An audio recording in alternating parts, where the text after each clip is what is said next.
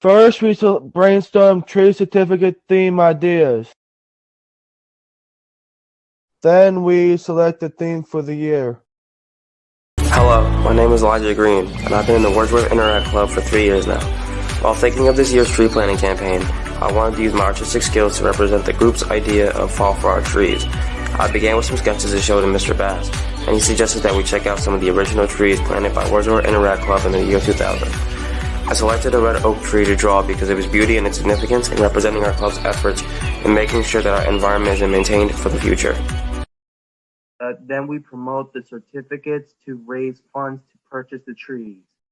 So the fact that I can plant a tree in memory of my loved one and get a certificate made me think of this year's tree planting theme, Tree to My Heart.